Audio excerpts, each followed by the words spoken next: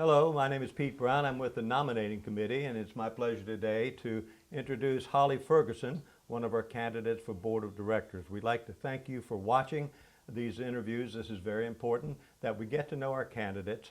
And so I'm going to ask Holly, Holly, tell us a little bit about yourself. Thanks, Pete. I'm Holly Ferguson Clark, actually. Got married last September, so still haven't changed my last name, so look for Holly Ferguson. I'm running for the Board of Directors here in Lake of the Woods. I bought my home here and moved my children here in 2015.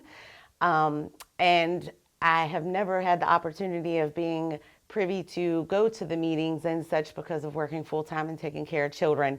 And I know how hard that can be, but you want to be a part of the community and help things run smoothly and enjoy where you live.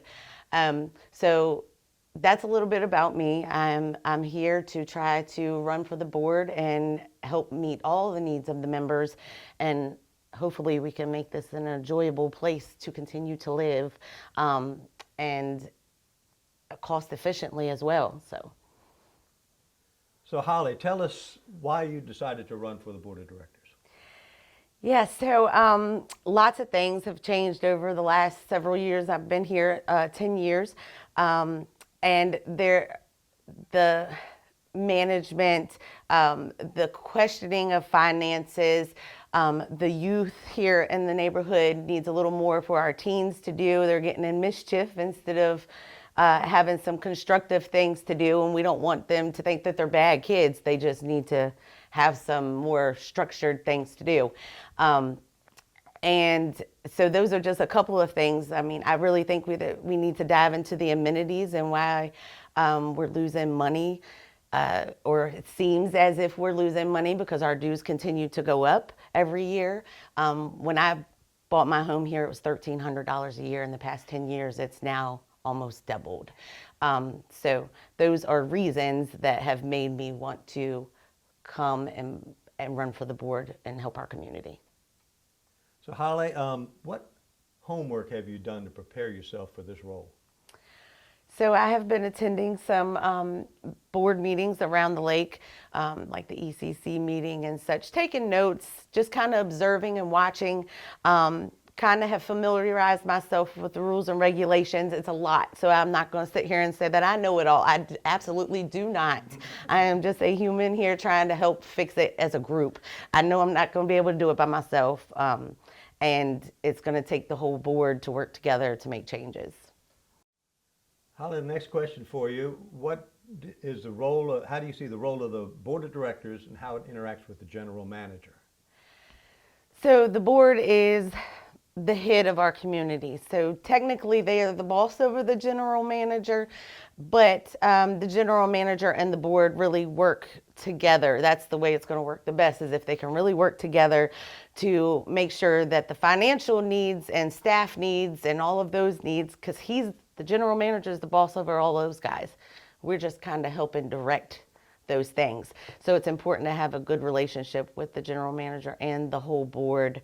But also the board needs to think, when the general manager is bringing something to them, they need to think what's in the best of the members also. So it's a fine line there, but they're meant to work together, and if we do it right, it'll be successful. So social media has become a huge influence in our society. Mm-hmm. It's everywhere, and everybody seems to be involved with it. How do you think we can best leverage the opportunities it presents to better the community? Social media is huge. I also own Heels and Wheels Towing, so I'm a business owner here in Locust Grove. And I use social media all the time for drumming up new business, keeping people in the loop, just keeping them informed. And it can be a really good tool, but it can also be a really bad tool, because since I have announced my candidacy, I've gotten some backlash from some of the members, and some of them are really supportive, and it's great. And I just think that it could be good or bad. I try to keep it short and sweet and pleasant with everybody, and no, I'm not going to be everybody's cup of tea, and that is okay. But we have to agree to disagree on things in a society as humans, and if we want to have a nice community, everybody needs to be pleasant. So they don't have to agree with me. They don't have to vote for me. But I'm here donating my time. This is not a paid position. Uh, so I think I will continue with my social media and I will continue to answer questions the best I can without offending anyone. And hey, if it goes the wrong way, then sometimes it happens because we have keyboard gangsters out there too. So they like to harass you behind the scenes, but would never say it to your face. So that's okay. It's all right. So Holly, tell us some of your ideas how we can get more people to vote in the referendums. Those are important things. So I think it's important to try to reach the members of the working population here in the community because I'm guilty. I check my mail like every 2 weeks. I do. I'm busy. Before I'm not as busy now. My youngest will be 18 in 2 months. So, but when I was busy, there was no way that I could get to everything and the meetings and find out really what's going on to have an educated opinion. However, now that time is freed up, so here I am. But I think it's best if we try to reach out to those populations and make sure that we're making meetings around those times that are convenient for them to get to them. Maybe some cookout nights where they can bring the kids, let them play on the playground, but we can have dialogue, socialize, so everybody knows and has an understanding about what's going on. But I think that would encourage the people in the community to get out and vote more. I never voted for anybody on the board previously because I didn't know enough about it to vote. So I'm hoping that with social media also, we can promote more of these videos. They can see us, they'll become more interested, come out and see us. I'm gonna run a booth for the 4th of July, so I'll be up there on the 5th. I have a booth and I'll be promoting my own business, but also giving everybody an opportunity to stop by, say hi, ask me any questions face to face. I'd love to meet everybody, so. So Holly, tell us, what do you think are the most important issues facing Lake of the Woods now, and how should we address them? So as I said, I think it's some mass mismanagement going on in the community. And I'm not trying to step on toes or anything, but I think it has trickled down and it's just become a thing. And we need to change that. So in order to make changes, we have to first start with the board of directors. So that is our most pressing issue, is this election and who you are going to put in the seats as members. So think about that. Think about who you're talking to, watch our videos, and come out and meet us and find out who you want to vote for, because that is the most pressing issue. We have to change the board of directors before anything else will change. Okay, Holly, so we got a moment here. Just give me a 30-second speech about why we should vote for you. Well, as I've said, I've been a member in the community since 2015. I'm a domestic violence survivor. I was a single mother.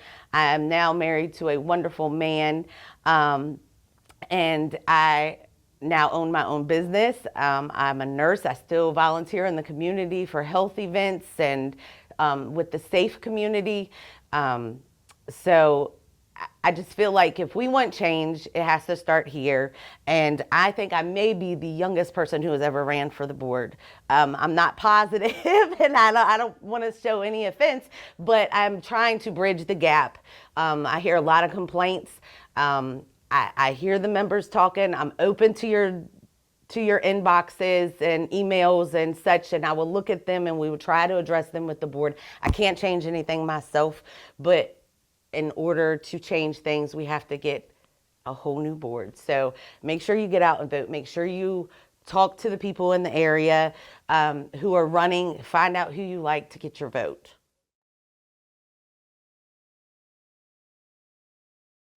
Hi, I'm Karen Newman, and I'm a member of the nominating committee here at the Lake.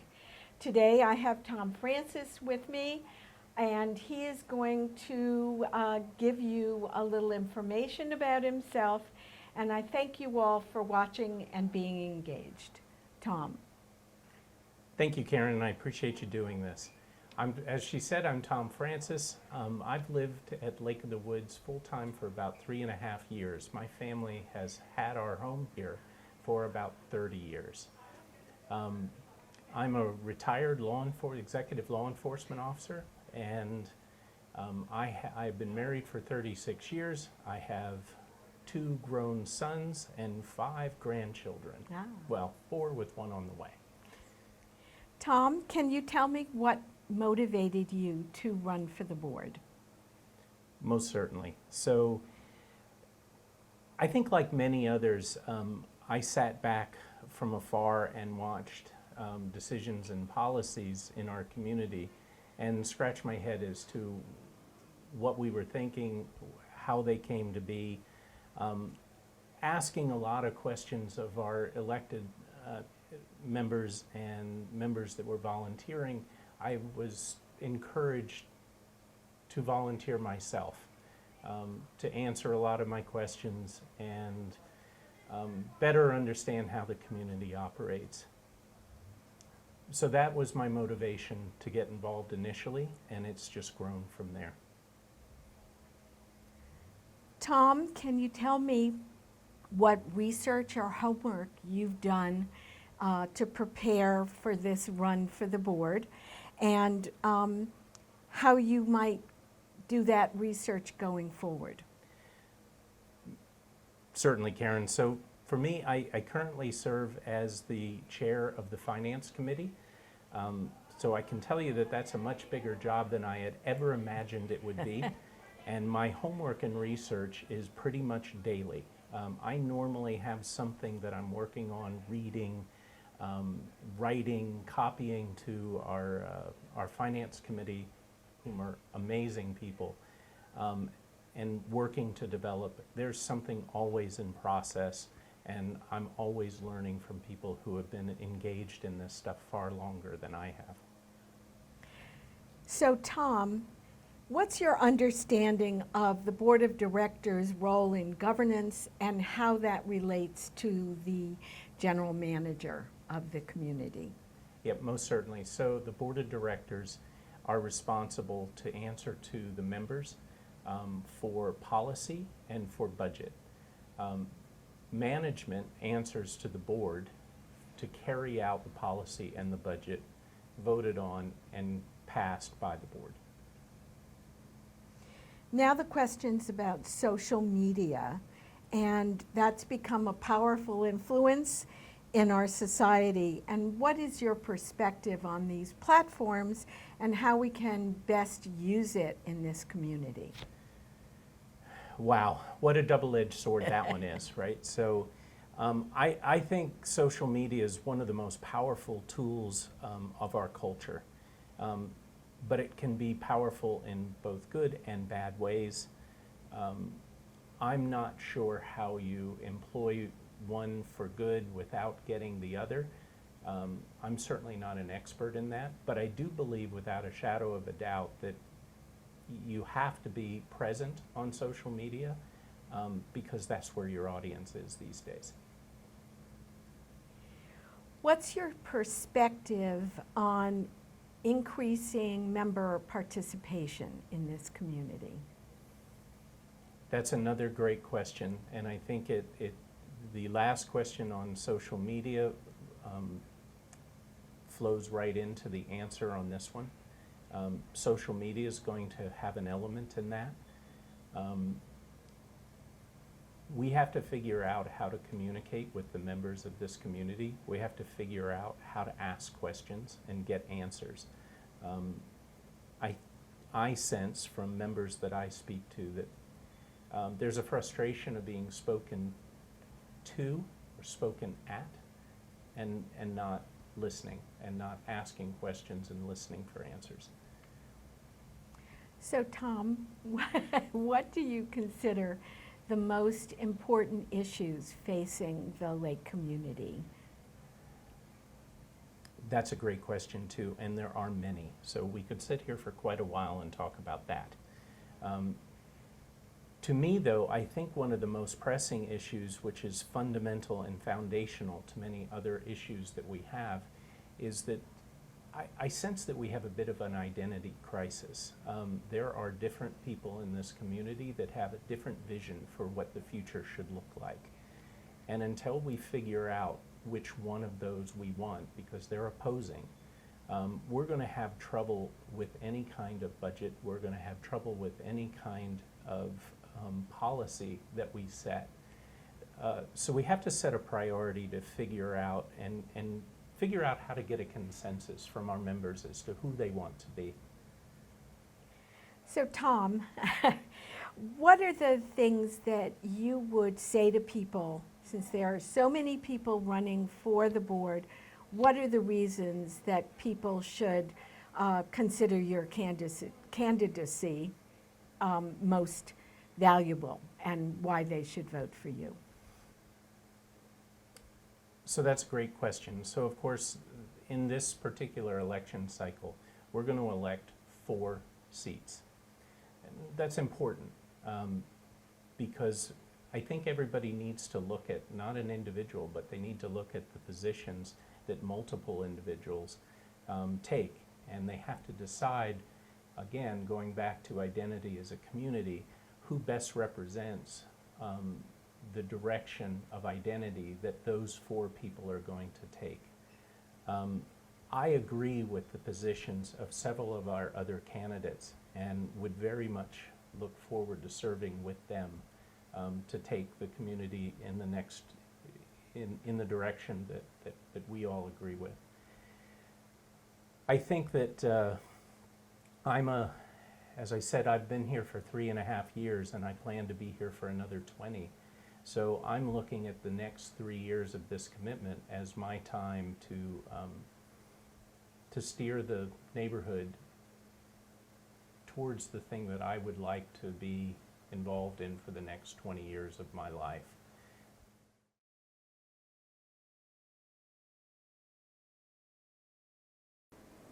Hi, I'm Karen Newman, and I'm a member of the nominating committee for the board of the Lake of the Woods Association. And with me today is one of the candidates, Leif Henneke. And so I thank you for watching, and I turn it over to Leif. What would you like to tell us about yourself? Well, Karen, thank you very much for having me here today. For those who may not be aware, my wife and I moved down to Lake of the Woods from Northern Virginia when I retired the second time in 2019. I'm twice retired. I'm a retired field artillery colonel, and I'm also a retired chief information officer, working in corporations from nonprofits to associations to large commercial entities in both the civilian and defense sectors, and been the CIO of a corporation of $3 billion. So we moved down here, as I said, in 2019. I first joined the Lakes Committee and then became the chair of the Lakes Committee, and then have been on the board for the past 3 years. So for the majority of the time that we've lived here in the lake, I've been in service to the community in one form or another, whether on a committee or on the board, also part of the Low Lions. My wife is on the board of the Lions as well. So we're very invested in our community. And I think that's very important for a board candidate to have had experience in other parts of the community, that they can bring that to them when they get on the board. So Leif, can you tell me what motivated you to run for the board of directors? Certainly.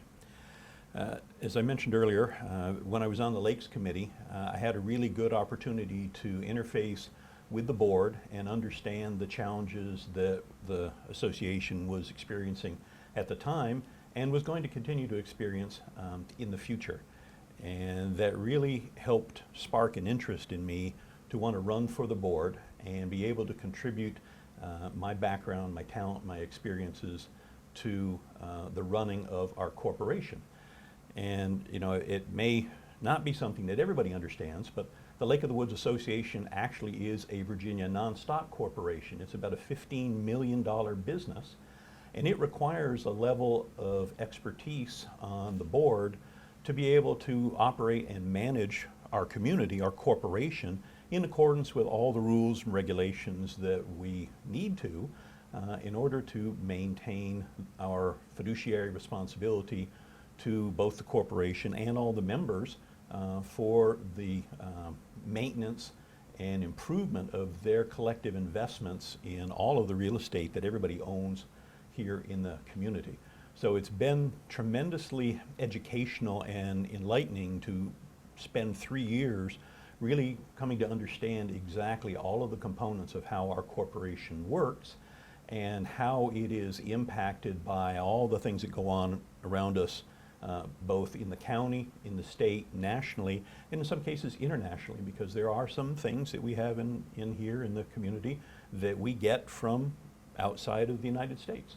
And it's just been a real pleasure, and it's been my honor to serve the community for now going on 5 years. And yeah, it's an awful lot of fun. So, can you tell me what research or homework you've done to prepare for this role? Certainly. It's important for everybody to understand that the board operates our corporation and our association in accordance with a number of documents that direct how we can conduct our business. And it starts off with the Virginia Property Owners Association Act. Then that's followed by the Virginia Non-Stock Corporation Act. And then there's the Virginia Resale Disclosure Act. And those are state documents, state regulations that we have to comply with. Then within our own LOWA environment, we start off with the declarations, which is basically the document that founded our association back in 1967, and the updates have been made to that. Then we have the Articles of Incorporation, which is how we actually became incorporated within the state of Virginia as a business. Then comes our LOWA bylaws, and the bylaws are something that the board can adjust and modify and update, and has over the years. Previous boards throughout the decades have made changes to the bylaws as times have progressed. And then lastly are our basic, the next step is our covenants, and then finally our rules and regulations. And when you're on the board, you have to have a good understanding of all of those documents and the hierarchy in which they have to be adhered to, and it really drives what we're capable of doing with our business and how we have to operate our business. And it really is incredibly important that a board member have a good understanding, because if you don't and you start doing things that aren't in alignment with those documents and state laws, then you subject the corporation to potential legal action from outside parties or internal parties. And while we do have directors and officers insurance, if you're doing things in good faith, if by omission or not being aware of the requirements, you make decisions that are not in the best interest of the community, a board member can be subject to legal action.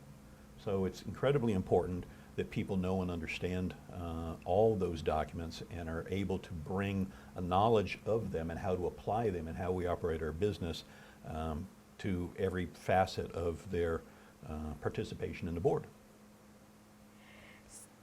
Can you tell me what your understanding of the board's role in governance? I know you've addressed it a little bit, but how that relates and interacts with the general manager. Sure. So the board's primary responsibility is to set policy for the operation of the corporation in accordance with all the different documents that we just discussed. But the 7 members of the board are the fiduciaries for the corporation, which means they're ultimately responsible for how the corporation is operated. So in a normal construct, the board sets policy, and the general manager, through the staff, operationalizes that policy into the day-to-day conduct of business that runs our corporation in every aspect. The board does not normally get involved in day-to-day operations, but we stay aware of them, and we have the ability to offer our guidance or direction where necessary, because it's ultimately the board who is responsible for the successful operation of the corporation. The staff does the majority of the work in running the business, but the board has the absolute final responsibility for how the business is run through the utilization of the staff. And you know, as an example, as the president of the board, I meet with the general manager every Monday morning for an hour to several hours, depending upon all the issues that are going on within the corporation, to understand what's the operational tempo of the business, not only that week, the rest of the month, the rest of the year. We're talking about board goals. We're basically just kind of discussing everything that it takes to operate the business. And most of that is the GM providing myself and the vice president information about what's going on in the business. But in most cases, it's a two-way street. We're offering our advice, we're asking questions, we're trying to understand what the background is behind some of the decisions. But where we prefer to be is in a position where it's the GM that's executing. So as an example, the board does not go directly to a staff member and instruct them to do something. That's not within our purview. That's not what our role is. Our role is to provide policy and direction and guidance to the general manager, and then he or she implements that through the use of the staff. Social media has become a very important and powerful influence in our society. So what is your perspective on these platforms and how they can be used here to our advantage? Okay, thank you. It certainly is, right, without a doubt. As a retired CIO, you know, I had to deal with different corporations and how we interacted and utilized social media to drive growth in our business or support to our membership and those types of things. It's really no different here. One of the things that the board initiated while I was on it was we actually created a position for a communications and member engagement manager. And that position didn't exist previously, and that was part of the board's recognition that we needed to do more outreach to our community to try and make sure that people were more engaged and invested in those things going on in the community. Personally, you know, we have some folks who are very positive on social media as it relates to our community, and then we have a handful of folks that are very negative. And the reality is the folks that are very negative are the ones that you never see at a committee meeting. They didn't volunteer, they haven't been on the board, they haven't served on a committee, but they seem to have all sorts of opinions. And we can't operate our business responding to those folks.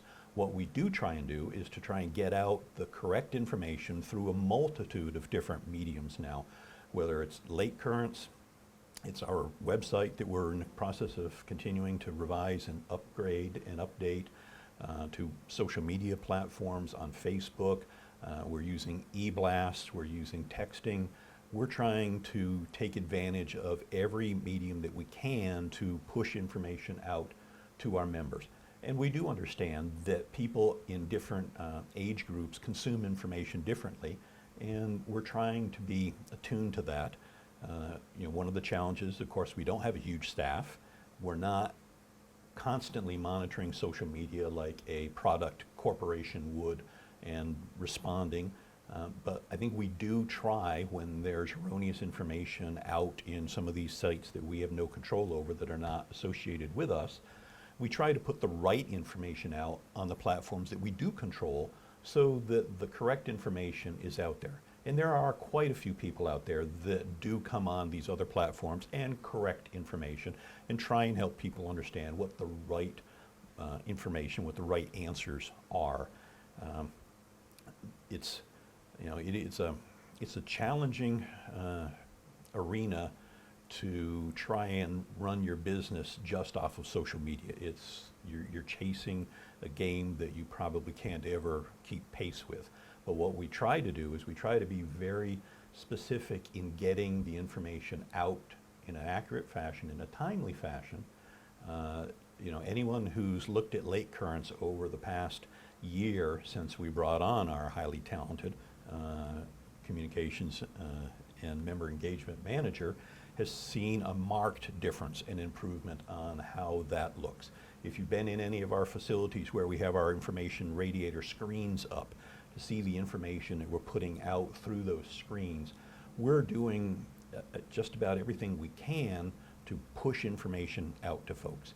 You almost have to not want to be informed about what's going on in this community in order to not know what we're doing. Things like the dish, where we're coming out every week and telling people what the specials are and what's on the menu, and the e-blast that's telling everybody what's going on in the community every weekend, so that you know that the fishing tournament for the kids in the front pond is this weekend, and we've got adaptive water sports going on this weekend. I mean, there's just so many things going on in our community, and we're really trying to push that information out. We partnered with Low Players in putting the marquee on the community center building. So when they're having a play, they're using it. When they're not, then we're using it, and we're pushing information out to the community. And I think we're doing a really good job with the staff and the budget that we have to make it as easy to consume information about what's going on in our community as we possibly can. So what are your ideas about ways to increase member voter participation in things like referendums? I'm glad you asked that question. I was one of the prime drivers for last year's referendum structure in terms of trying to find ways where we could get more people to participate. Our foundational documents are currently set up such that for a referendum to pass, 50% plus one of all lot owners must vote in the affirmative. And the previous round of referendums, which had happened while COVID was taking place, had dragged on for a very long period of time as that board tried and tried and tried to get over that hurdle and finally wasn't able to. The board decided that we needed to make another attempt at several of those issues, and we went at it from the perspective of trying to incent people to participate with offering weekly cash drawings to be drawn from the pool of folks who had voted that week. I was the main driver behind having a grand prize to be awarded if we got over the 50% plus one voter threshold, which would have been roughly $2,000, and that would have allowed someone to pay for their annual assessment. And even with those incentives, we didn't get enough people to vote. Now, across the three questions, of the folks who voted, 67 point something percent on each question actually voted in the affirmative. So the community actually wanted each of those three referendum questions to pass, but we weren't able to get over that threshold. And I think one of the biggest takeaways is, for me anyway, is the referendum was really being driven by 7 people, the 7 board members. And it really became apparent that 7 people could not do enough work to get this community to become engaged, just the 7 of us. And towards the end, we had lists of homes where people had not voted.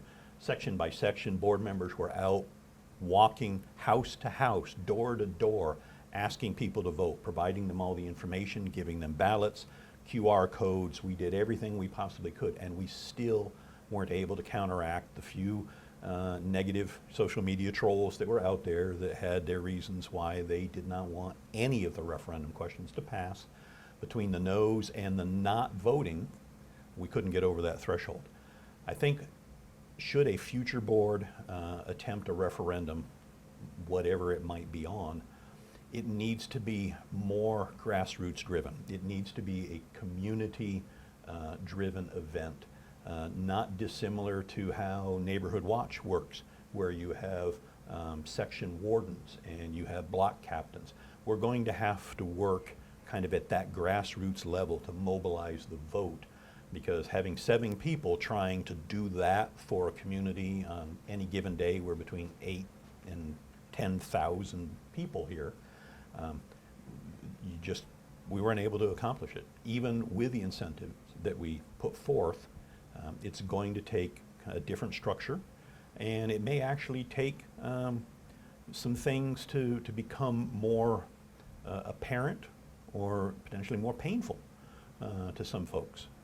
The capitalization fee that was item number 1, amendment number 1 on the referendum, we told everybody, if we don't have this capitalization fee, there's no other source for the increases in costs that our association is experiencing to operate than the assessment. And that's in fact what happened. That's why our assessment went up. Had that capitalization fee been passed based upon the number of homes that had sold during that period of time, the increase probably would have been somewhere around maybe $175 less, because that capitalization fee would have offset that. That would have been paid by new people coming into our community. So we had good messages, but the reality is we're going to have to do it more from the ground up, because top down we tried really hard and we weren't able to get it across the finish line. So what do you consider the most current issue, most important issue facing the association, and how would you propose to address those? Okay. Well, as everyone is aware, this year we had a fairly significant increase in our annual assessment, and as I had just previously mentioned, that had a lot to do with the fact that we weren't able to replace the reduction in new construction and renovation fees with a capitalization fee. And of course, the new construction and renovation fees have been declining because we're approaching build out. As we have less and less homes being built here, there's less and less of that money coming in. And in the past, when there was a lot of building going on here, there were years where the NCR fee produced a surplus of $500,000, $600,000, $700,000, $800,000. And that money was used to subsidize operations, and some of it was used to buy down the assessment so that people didn't have to pay as much in any particular year. But as that's gone away, economic conditions continue to change and evolve. Our costs are no different than it is to run anyone's individual household here at the corporation. And the fact that that source of funds is dwindling and going away and we don't have a replacement for it, that drives those costs into the assessment. The challenge is, of course, trying to find ways to be as budget-minded as we possibly can with how we operate our business here, our corporation. And we have some parts of our organization where that's fairly easy to do, and then we have some others where it's been a real challenge. Food and beverage operations have been kind of a perennial challenge. And over the past couple of years, this board has identified that these problems were looming and right basically at our doorstep now, and made the conscious decision to say we're not going to pass the buck to the next board, and that we're actually going to take steps to work on addressing our cost structures. So, for example, that's one of the reasons why we brought in the Borders Group to do an operational assessment of our food and beverage operations.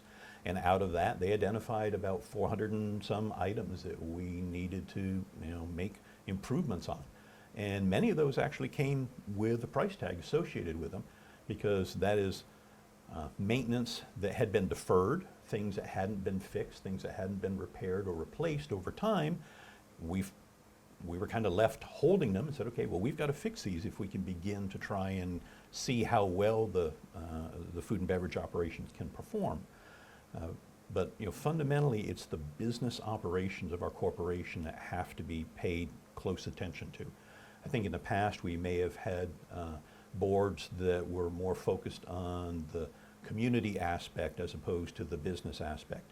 And one could say that when we had a $600,000 surplus, maybe we should have put $300,000 of that in the bank, knowing that at some day we're going to build out and there isn't going to be any more of this money. But that's hindsight being 20/20.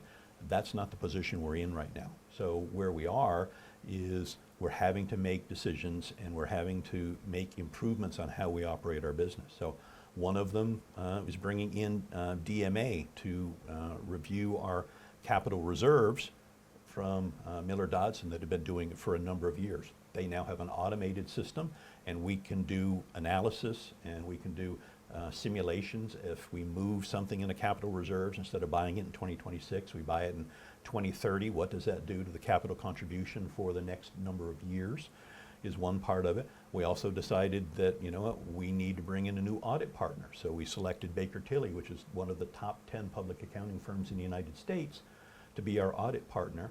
So we get a fresh perspective on our audit and our financial operations. Also, part of their follow-on engagement is to do a review of all of our internal controls within our financial operations. Not because we believe that we have any problems, but we want a third set of eyes to look at them and give us recommendations on how we can be doing things better, or, you know, just a renewed focus in certain areas. So you know, we've brought in outside consultants, which haven't been done in the past, and we've brought in new audit partners, new reserve partners. We're trying to focus on improving our business operations. We have 3 special committees currently going right now. One that's looking specifically at the financial operations of food and beverage, and they're due to report out by the end of August of this year. We have another one that's looking at capital projects. How do we do a better job of initiating capital projects and determining what are those things we should do ourselves and what are those things that we should bring in outside professional services and outside vendors to do for us, because it's not a core competency that we currently possess here on the staff. We also have another special committee that's looking at spaces and places. How do we better utilize the space that we have? And we're all aware that in many cases we're kind of busting at the seams when it comes to locations for clubs and meetings and groups and committees. So this group is looking at, are there better ways to utilize the existing architecture and infrastructure we have within the community, or do we actually need to look at the idea of maybe we need to build a new building? But that committee's taking a look at that, and it really all kind of comes down to running our business as effectively and efficiently as we possibly can. And I think in the past there really hasn't been that laser focus on how we run our business and truly thinking about it as a business, as a corporation, as opposed to a kind of community-based association. That doesn't mean that we don't take care of our members, but it really does mean that we have to focus. And when we set a budget and we set goals and objectives, we need to meet those. We need to monitor them. We need to review them on a quarterly basis. We have put in place a whole new set of key performance indicators for this budget year. Every department was gone through, and through assistance from one of our board members and the finance director, the GM, developed key performance indicators. What are those things that that department should be measured at to determine how efficient and effective they are? Those are in place, so we're now going to have a first year of all of those in place to monitor and measure the performance of every part of our organization. So for me, it's really about having a focus on just being really good stewards of how we operate and execute our business. Leaf, at this point, can you give us, and the members who are watching, the reason why you deserve their vote? Sure. You know, I would like members to vote for me. You know, I bring the background, the experience. I've been on the board for 3 years now. I'm currently the president of the board, and the board president is elected by the other board members. So the 6 other board members chose me to be the president of the board for this year. You know, I bring the requisite executive experience, the business acumen, the educational background, all of the things that you need to have in place to be able to run a $15 million corporation. You know, while I've been on the board, we've accomplished a number of tremendous firsts here in the organization. We conducted the largest and most successful dredging operation that's ever occurred here within the history of the community on Keaton's Lake earlier this year. We brought in an outside consultant to look at food and beverage, something that had not been done here in this community, to my knowledge, ever, right? We have improved our IT and cybersecurity posture. Again, something very near and dear to my heart because we could be a very prime target for denial of service type attacks, right? We implemented the roles of an assistant treasurer so we can add additional folks to the board if we need them to perform a particular task, like doing an audit on our procurement and acquisition operations, as an example. We've made improvements to the community. We've implemented the Fairways patio. We've done improvements to the bocce courts over here. You know, we just recently helped put the marquee on the front of the community center. But we've also done things like revising the budget cycle and increasing the oversight on how we put our budgets in place, and have given this year's Finance Committee even more guidance for them to tighten up the process of how we create our budgets here in the community. We've created, as I mentioned earlier, 3 special committees. These are things that are focused on solving business problems not related to a project. We've done special committees in the past for, you know, the Wood Center or the main gate, but these are specifically designed to help us deal with financial issues that construct has not been something that's been used here previously. So, you know, my real drive in getting on the board is we've done a tremendous amount in the past 3 years, but it's not all done. And I've still got the time, I still have the passion, I still have the energy, the background, the experience. I want to continue to put that to work for our community. And, you know, I mean, it is a privilege to serve the folks here in the community, and I would like to have the opportunity to do that again.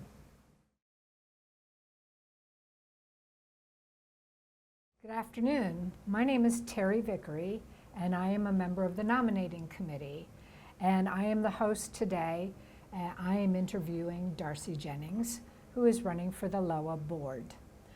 So the process is I'm going to ask Darcy some questions, and then she'll get some time to answer them. First of all, Darcy, thank you so very much for choosing to run for the board. Having served on the board myself, I know what a lot of work this will mean for you. So thank you very much. And then I also wanted to thank all of our LOWA members who are watching this, because that means that you care about this process and that you want to make sure that you select the right person for our board. So thank you. Okay, Darcy, to start, maybe you could just briefly introduce yourself to our My members. name is Darcy Jennings, as you've said. I've been here at the lake for almost 8 years. We've owned the house for about 10, and it was a good move from Fairfax. And I have been very involved since we moved here, other than the pandemic, which no one did much. And I have a master's in business. I worked in education, and my dad had a phrase that if you don't like what's going on, don't complain, do something. And so I'm following up on that comment. What motivated you to run for the board? Well, as president of the Lioness of LOW, I observed several members took about 7 months to work out and calculate the costs for our dinner meetings, which we've had there for years and years. And as nonprofit organizations throughout LOWA were affected by this, we sort of worked together to try to find out solutions. The meetings were all of a sudden prohibitive cost for each member. We went from a $30 buffet dinner to a possibly $44 a meal. But it took 7 months to resolve that, and that took a lot of time away from what all of our service organizations do, which is to serve the community. So although it was challenging, we still tried to do our best to do what's right for the community, but also what's right for our organization. The current board focus is financial concerns, and it is very important. It is also seems to be a little bit of a rift between the board and some of the members. So I believe that the board would benefit from a more common sense approach by looking at situations along with more transparency and different, as I said, different approaches and to each situation. My master's degree in business is not financial. However, you cannot get an MBA without a good financial background, but it is in marketing, and I think that's what I can help with in that. I also go by my Methodist upbringing, which leads me to John Wesley's quote, do all the good you can, by all the means you can, by all the ways you can, in all the places you can, at all the times you can, to all the people you can, as long as you ever can. And that's part of the reason I'm running for the board. So Darcy, tell me, what homework have you done or are you doing to prepare for this role of being on the board? You know, you think at this age we wouldn't have homework, but we do. I've been reviewing the covenants, the bylaws, the rules and regulations, and it has been very fun to go through all that information, and I'm still in the process of digesting a lot of it. As an active member of the community for almost 8 years, I participated in and observed a lot of groups and been involved in understanding the needs and the perspectives of different segments of LOW. In addition, I have attended numerous committee meetings lately, learned a lot, and to observe and learn, gain comprehension, and understanding the diverse areas of the lake, like the Lakes Committee. I didn't know it existed. Obviously it has to, but it was very eye-opening. And it's necessary to understand all the 22 committees to understand the focus of different people at the lake. Through my involvement in observation, in child help, lioness, trivia, card groups, water aerobics, food pantry, AARP, LGA, Civil War Study Group, which I don't get to often enough, and also being on the LOW Pool Committee, I've observed that both positive and negative aspects of this community. Advancing the positives and finding ways to remedy some of the negatives is part of what I would like to do if I'm put on the board. Darcy, tell me, what is your understanding of the Board of Directors' role in governance and how it relates to and interacts with the general manager? I think the board oversees LOW activities, including budgeting, special projects, any projects, planning, directives in implementation, and the general manager reports to the board. And the general manager is responsible for raising issues, planning, implementing, and aligning what the board goals are, and recommending actions along with the day-to-day things that need to be done. Although in the past, and listening to other people, it seems that it's been a little reversed. That the general manager was being in charge, and that seemed to be detrimental to the community. And I heard that from a number of people. Again, I only interact with different groups, but that's what I have heard a good bit of.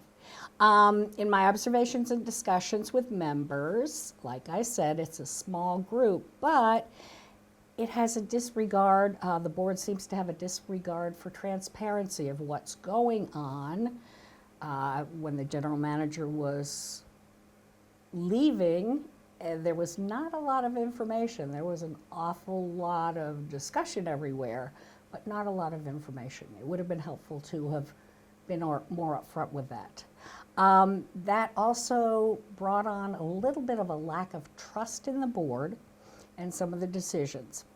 And also, I wanted to mention that an example is when I'm on the Pools and Community Committee, and when a new pool company was being, management company contract was being drawn up, no one on the Pools Committee was part of that conversation, not invited to be, not asked to submit anything.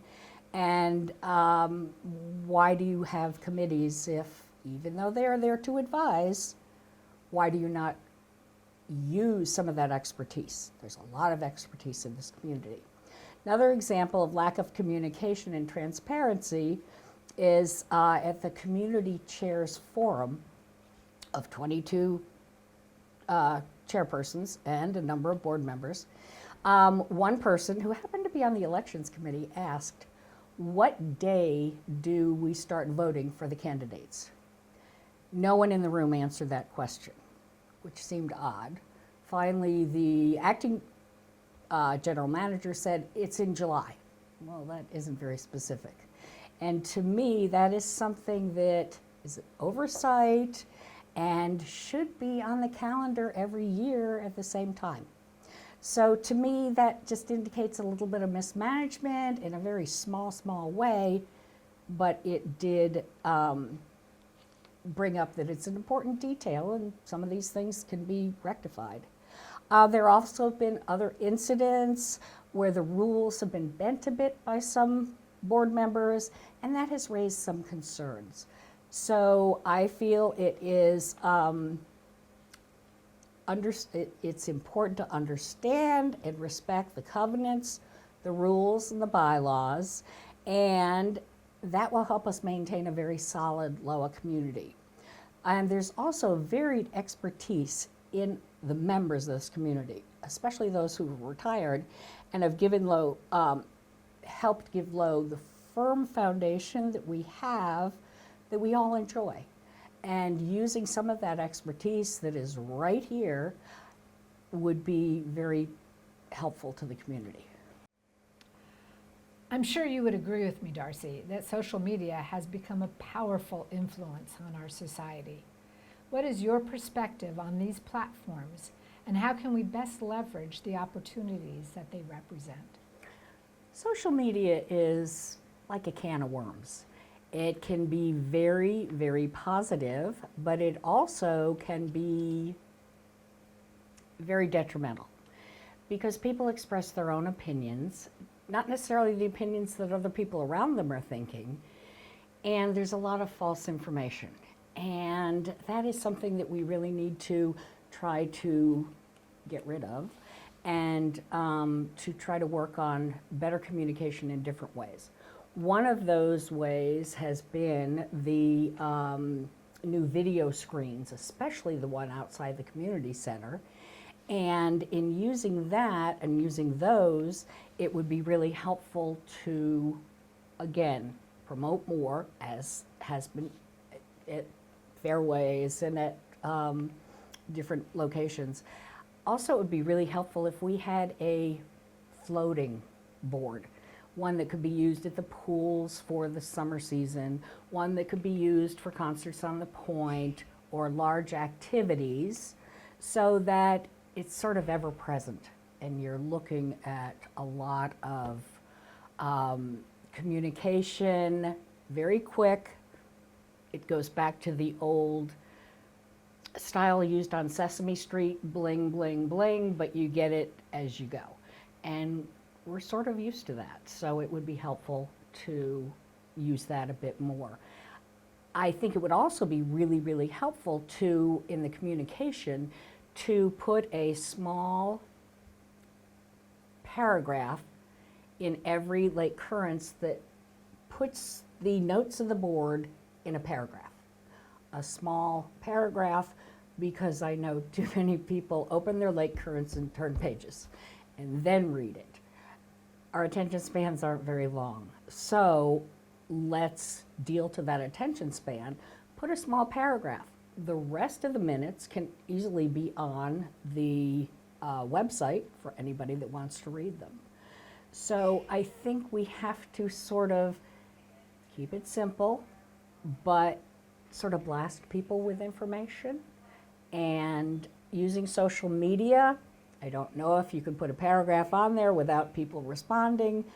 I wouldn't respond to that, but maybe that is a platform to put information out, but not necessarily to engage. And that's sort of how I feel about social media. I'm not real involved. I like looking at other people's pictures. Yeah, nice pictures of sunsets. And Yes, things like we do have some. that. Yeah, thanks, Darcy. So Darcy, tell me, what are your ideas to increase voter participation in referendums? That has been a very sticky point around here because the last two referendums, as I understand, have not passed. I know that as a board member in the past, you went door to door. That seems like a lot of work, and it still didn't quite get there. In increasing the referendums, I have different ideas, and one would be to have a referendum to change the voting so that it's a simple majority, not a majority, a certain amount of the homes that have to be a positive vote, which I don't completely understand, but I understand we don't meet it. Increasing the referendum, I think we need to go and gather where people are. And there are a lot of different events. Simply by going to the point on Halloween, you have hundreds of people standing in line with their kids to come in and have treats on the point. But they're waiting in line for a long time. Why not have a small synopsis of what the referendum is with less verbiage, less formality? Even though you have the referendum completely there, you've simplified it. If we keep things simple, we have more chance to get more votes. People don't vote on things they don't understand. So if you go to Halloween on the Point, if you go to concerts on the Point, pickleball tournaments, swim meets, soccer games, darts and trivia, there's another good one. This meeting with Santa, special community dinners, or ask permission for at the Lions Yard Sale, which happens every Saturday, or at the church when they hand out the backpacks for the new school year. There's many, many opportunities that reach different people for their needs. So why aren't we trying to reach those people where they are, not where we hope they'll be? That's my answer. Thank you, Darcy. So Darcy, tell me, what do you consider to be the most important current issues facing LOWA, and how do you think it's best to address them? I think the most important issue facing the board right now is budgetary considerations. This impacts everybody and the annual assessment, and when you affect people's pocketbooks, they pay attention. Present and past deficits have been particularly in the food and beverage area have been something that has brought up a lot of conversation and attention, and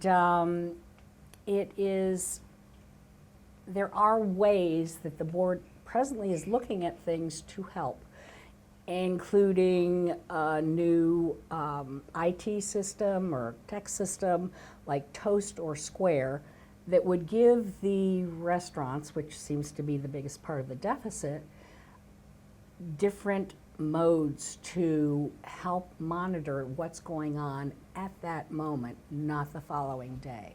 That is something the board's looking into, and I think it would be very beneficial for everyone. Hopefully, we'll save some money.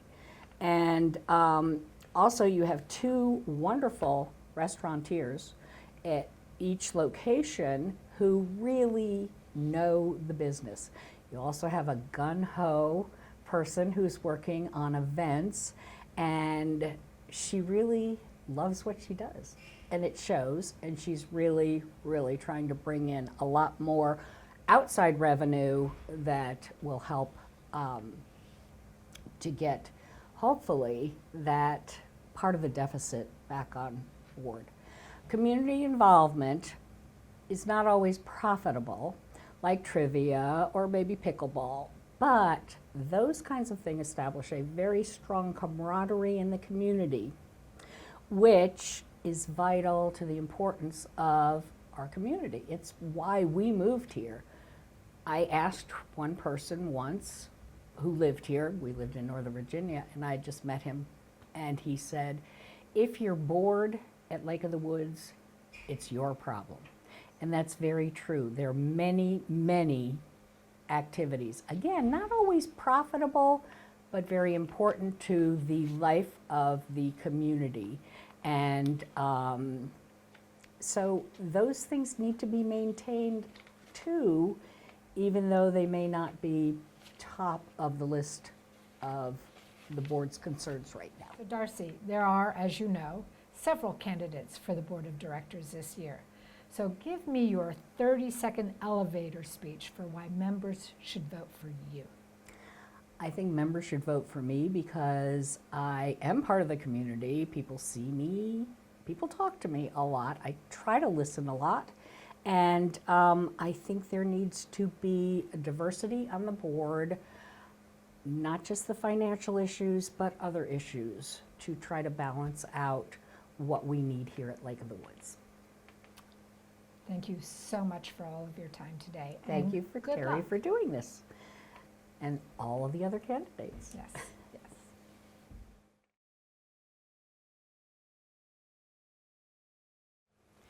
Hi, I'm Karen Newman, and I'm a member of the nominating committee here at Lake of the Woods. I'm here today with Tracy Nickel, who is a candidate for the Board of Directors. And I thank you all for watching this morning.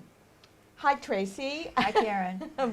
Welcome, and I'm so glad that you are running. I would like you to tell the folks a little bit about yourself. Thank you, Karen. I'm Tracy Nickel. I've been married to my husband, Brian, for 31 years. We have 3 adult children, 2 sons and a daughter. We have 1 granddaughter and 1 granddaughter on the way in September. Brian and I purchased our home in Lake of the Woods 17 years ago, moved here full-time in 2020, and since moving here, I earned my yoga certification, and I teach yoga at our fitness center 3 days a week. Tracy, what motivated you to run for the board? Thank you, Karen. Our community is undergoing significant changes. Like every member of Lake of the Woods, when my husband and I bought here, we made a huge investment in this community, not only in our home, but in the friendships and bonds we've made with our friends and our neighbors. I know the full potential of this neighborhood, and I want to be a part and do all I can to help us reach that full potential. I have the time, I have the energy, I have the commitment, and I'm ready to serve. So Tracy, can you tell me about some of the research or homework you've done to prepare for this role and how you think you would need to prepare going forward? Thank you. That's a very important question. I did not come to this decision lightly. I realize the time commitment I am making. I realize how much work is ahead of me. I serve on 2 committees, a member of the Finance Committee and a member of Fairways Committee. In my role on Finance, I'm a liaison to the Environmental Control Committee. Since I've decided to run, I've attended other committee meetings to learn even more. As an avid user of the fitness center, when the association decided to write an instructor policy, I raised my hand to volunteer. I wanted to be a part of that process, and I wanted to learn what it was like to write policy. I've been to almost every board meeting for the past 18 months, even sitting through the 6-hour ones. And I also attended the 2-day budget hearing to learn all I could about that. So what is your understanding of the Board of Directors' role in governance and how it relates and interacts with the general manager? Our Board of Directors is responsible for writing our rules, our regulations, and our policies. Our board is responsible for hiring the general manager. General manager and his staff are responsible for running the day-to-day operations of our community. The general manager reports directly to the Board of Directors. And the board has direct oversight over the general manager, ensuring his staff is working toward the board's goals and our community goals. The general manager and the Board of Directors interact with the general manager, responding directly to our serving president on the board. So social media has become such a strong influence in all of our society. And what is your perspective on those platforms, and how can we best leverage that here at the lake? Thanks, Karen. I believe our communications department does an excellent job using media to inform our community of events. We have a LOWA Facebook page. We use electronic message boards, text, email blasts, and I do go to those to gather information. I do not believe social media is a place to interact with dialogue or discussion, but I do appreciate how we can use it to inform our community. So what are your ideas about increasing voter participation here at the lake? For example, in referendums or things of that nature? Sure. A referendum is a serious issue. I think we can try a few different things. One, I think we need to keep it to a single issue. Two, I think we need to do a little bit better job explaining. Explain better what the problem is, what it is we're trying to solve, and how this referendum will solve it. And third, I think we could work on our timing. There's one time of year when we are all paying attention to the details of our community, and that's in the spring when we pay our assessment. We're watching to see if our assessment changes. We're getting all of our documents in order. I think that's a great time to grab the attention of everyone in the community.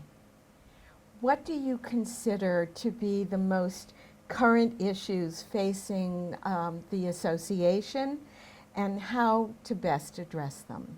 Thanks, Karen. I've given this a lot of thought. My first issue is fiscal responsibility. We're in our second year of deficit spending. We cannot continue to spend more money than we bring in. And we cannot continue to increase our assessment when we are not managing our money properly.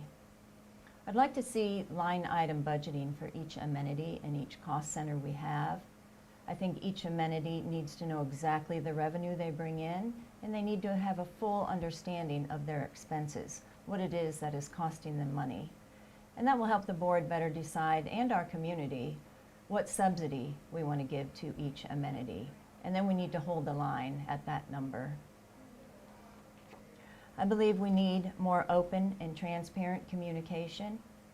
Every action the board takes, every contract we sign, every RFP we send out, every bid and contract we accept, the association deserves to know that. We deserve to know the details. If we hire a consultant, if we have an action committee, we deserve to know all of those answers, the good and the bad. And third, the health of our shared amenities. We all bought here for all of the wonderful amenities that we have. The health of our lakes is so important. We cannot allow either one of them to die and not be of use. All of our amenities are shared amenities, and we need to make sure that we maintain them for years to come. So, Tracy, can you give us a few minutes or 30-second really speech on why you should be the next Board of Directors member? Please give us why people should vote for you. All right, thank you. First, I would like to thank the nominating committee and our communications department for taking the time to make these taped interviews and getting them out to the membership. And members, if you're listening and watching, thank you for your time and attention and for educating yourself and getting to know each of us. I love this neighborhood. I love the friendships I've formed here. It has become our home. My husband and I both care very deeply about this neighborhood and want to do everything we can to improve it. And I ask for your vote.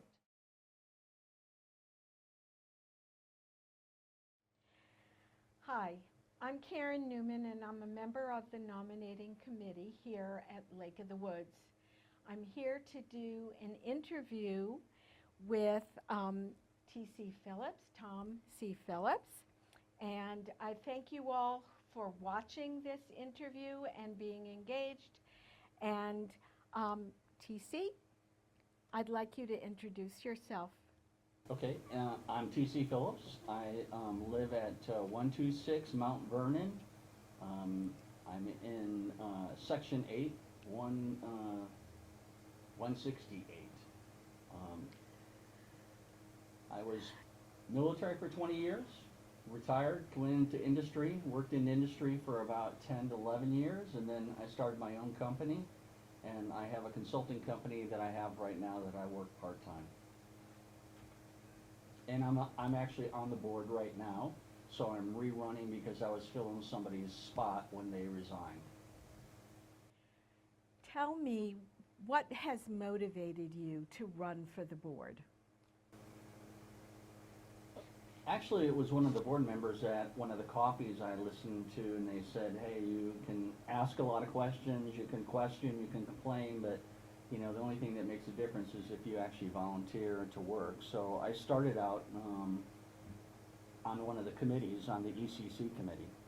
So I worked for the ECC committee for almost 3 years. When I ran for the board this last year, I was in my last year, and I missed it by 8 votes. And then I was brought on the board in February. So, I mean, I would just want to make a difference. I think I can make a difference between my military background and my industry background. I have a varied background both in leadership as well as manufacturing, project management, program management. So, and I ran a P&L, which is a funded part of a company. So I think I have a lot to offer to the community. Given the fact that you are currently filling an unexpired term on the board, but you are now running for a full term, what kind of research or preparation have you done or are you planning to do to fulfill the role of board member?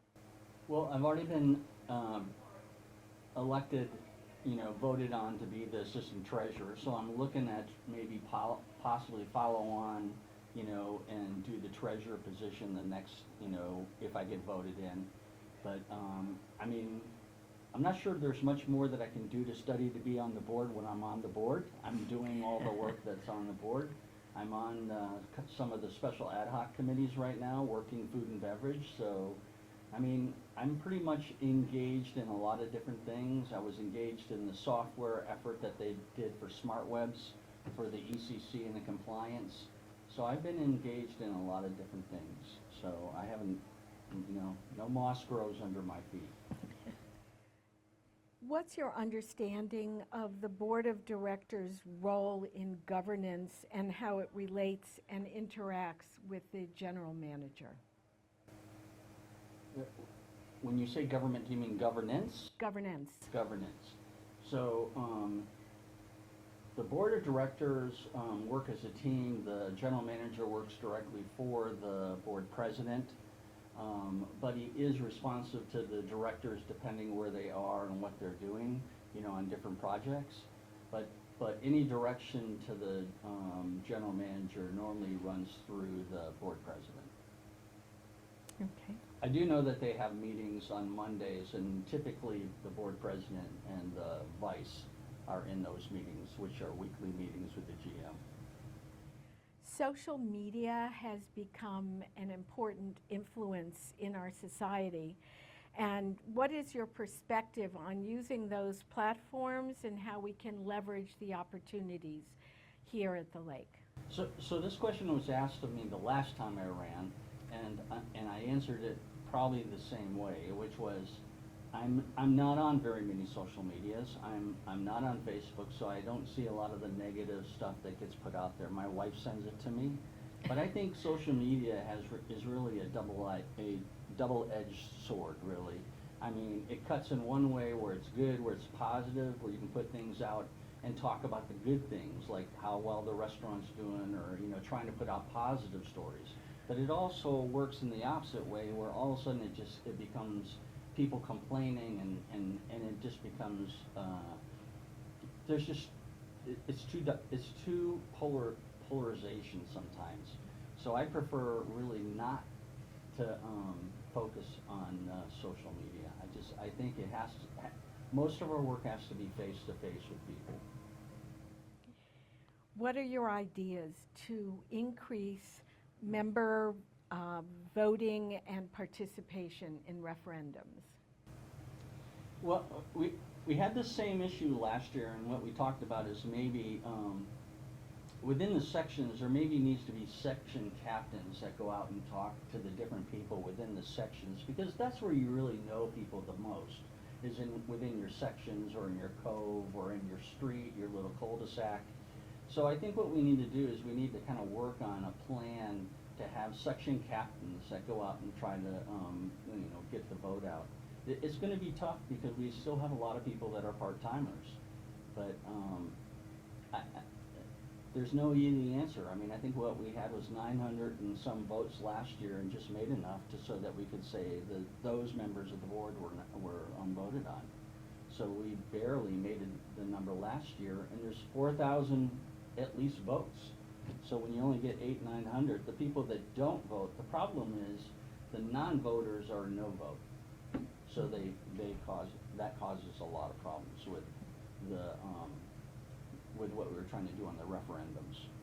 But I would believe that the percentage of people that supported the referendum was probably greater than the percentage that did not support them. It just, we had a lot of non-votes. So, I mean, captain of the different sections, I think, is the only way to go.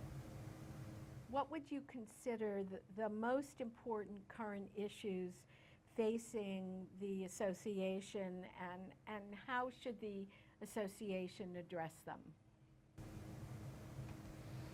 I don't know that there's necessarily one. There's probably about 3 different things that we would need to focus on. Obviously, one is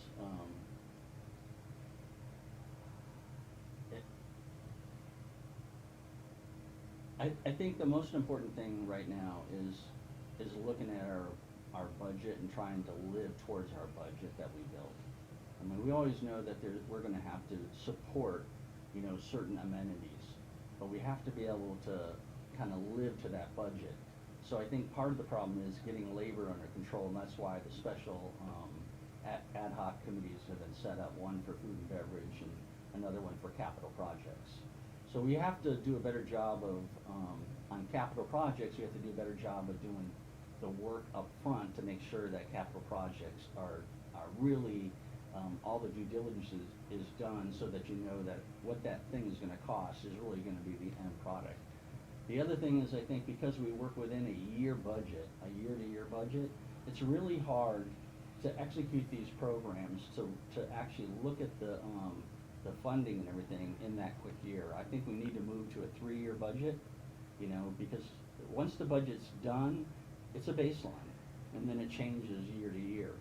But if we could do that, then I think we could control some of the things that are happening, and plus then capital projects would be shared among multiple years. Right now, that capital project has to be executed and completed in the year that it's funded. The problem with that is that a lot of times the due diligence isn't done until the board approves the money for that project in that year. And by that time, that's why we have some of these cost overruns, and things weren't looked at as carefully as they probably should have. But overall, I think budget, capital projects, a lot of this kind of flows together. But it's, I mean, that's really I think that's pretty much it. So TC, can you tell us why you feel you're the best candidate to get people's votes for the board? And with so many people running, what sets you apart? Well, I think just from my background being, I was enlisted before I became an officer, and then I became a vice president at a large organization that does military production. So I have a lot of background working at the tactical level, the organizational level, the executive level. So I do know how to lead people. I know how to follow. And I think to be a good leader, you have to be a good follower. So I personally think that with my background in project management, and I'm a trained project manager, my background in manufacturing, my background in projects, running a lot of different programs within the military and in the industrial world. I mean, I ran multi-million-dollar programs, both in the military and in industry. I have that background. I have the background of running a P&L, which is a profit and loss center for a large company. I ran a $6 billion program for combat rescue helicopters within the Air Force. So I have a lot of background in different areas that I think I can help out on. In the Coast Guard, I ran the actual facility, system, much like we have for our M&E and all that. I was the lead for the Coast Guard station. So I have all that background that I think that I could, that I could help. And plus, I want to help. My view is on the board, we should be the people that are helping the people that live here, not causing them more struggles within the things. A lot of times the committees and the board are looked at as they're not helpful, and I completely have a different mindset on that. Even when I was in ECC, I always was trying to help the person at the house. I enjoyed that job because you got out to meet all the people in the community and you were able to help them. So I look at the regulation to see whether or not I can help them. If I can't help them, can I change the regulation? Can I do whatever I can do to try to help the homeowners here? Because that's what the board and the committees are all about, is the homeowners.